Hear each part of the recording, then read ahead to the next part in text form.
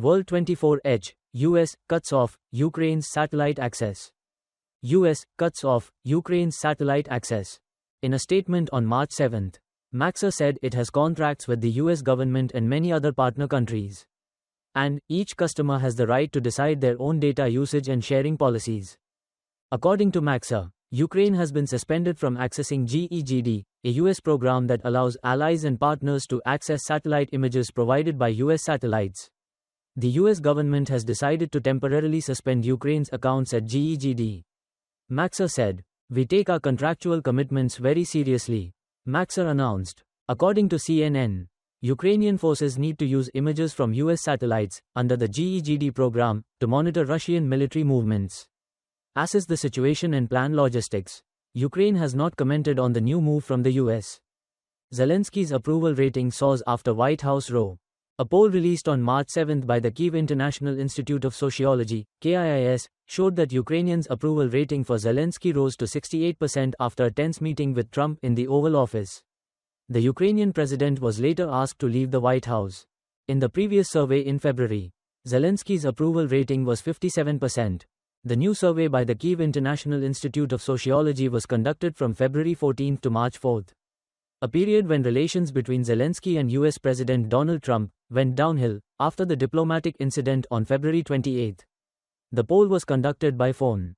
With more than 1.000 respondents, polls show that Zelensky's tough stance against Trump has strengthened Ukrainian public support. According to Kyiv, at least for now, we are seeing unity among Ukrainians in the face of new challenges facing the country, said Anton Grushetsky, CEO of Kyiv. In mid-February, Trump said Zelensky's approval rating had dropped to 4% and that Ukraine should hold new presidential elections. Zelensky has rejected the figure. Russia breaks through Ukraine's defenses. On March 7, Ukrainska Pravda, citing information from Deep State, an analysis site affiliated with the Ukrainian Defense Ministry, said that Russian troops had broken through Ukraine's defenses south of the town of Sudra, Kursk region. Ukrainian forces are working to stabilize the situation. The enemy has broken through a defense line. This is the area where we are positioned to stop the enemy. To avoid the risk of being partially or completely surrounded, Deep State quoted a Ukrainian serviceman fighting in Kursk as saying, "The enemy's efforts are systematic. Since last year, the Russian army has been advancing into Kurailovka, a village south of the town of Sudra. After one of our brigades withdrew, then the enemy concentrated its forces and launched major attacks. On March 5 and March 6, they began to break through the defense line. And this is the result," the Ukrainian serviceman said. Another source told Deep State that Ukrainian forces in Kursk are currently trying to stabilize the situation to prevent the Russian army from advancing further, possibly even completely cutting off the supply lines. According to Ukrainska Pravda, after the new breakthrough, the Russian army can control the Sumy-Yunakivka-Sudra supply route, which is considered very important for Ukrainian forces in Kursk. In early August 2024, Ukrainian forces announced full control of the town of Sudra, about 60 kilometers from the Kursk nuclear power plant, after a surprise attack across the border. Difficult battles continue near the border of the Sumy region. Russian units are trying to break through and advance towards the highway from Yunakivka in Sumy to Sudra in Kursk. Andriy Kovalenko, head of the Ukrainian Center for Countering Disinformation, said on March 7, after many of the country's media reported that the Russian army had made a breakthrough in Kursk. Trump says Russia is crushing Ukraine, needs strong sanctions. Commenting on social media, US President Donald Trump said he was strongly considering sanctions against Russia in the context of Ukraine's weakness on the battlefield. Based on the fact that Russia is crushing Ukraine on the battlefield right now, I must strongly consider large-scale banking sanctions and tariffs on Russia until such time as a ceasefire and final peace agreement is reached. Trump commented, "To Russia and Ukraine, you must come to the negotiating table now, before it's too late. Thank you," Trump wrote. According to The Guardian, the US still kept sanctions on Russia under former President Joe Biden. It is not clear whether Trump intends to add or further tighten sanctions against Russia. Mr. Trump's comments came after the Russian military launched dozens of missiles and UAVs into Ukraine on March 7, causing major damage to energy infrastructure.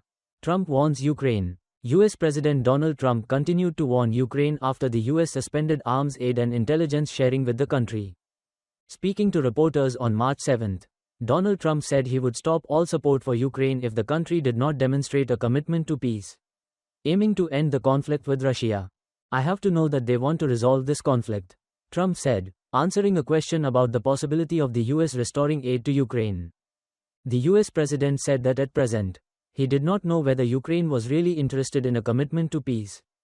If they don't want peace, we'll leave. We're working to stop the killing, Trump said. According to Trump, working with Russia on efforts to end the conflict is easier than with Ukraine.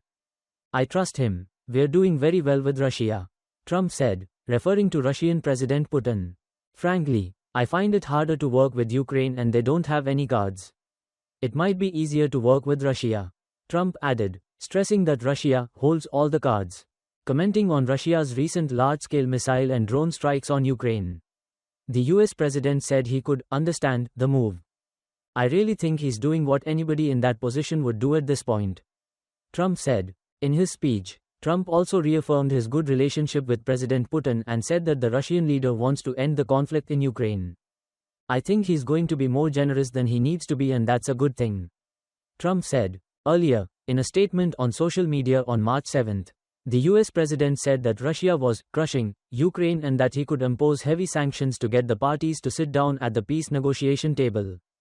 Based on the fact that Russia is crushing Ukraine on the battlefield right now, I am strongly considering large-scale banking sanctions and tariffs on Russia until such time as a ceasefire and final peace agreement is reached, Trump commented. To Russia and Ukraine, you must come to the negotiating table now, before it is too late. Thank you, Trump wrote.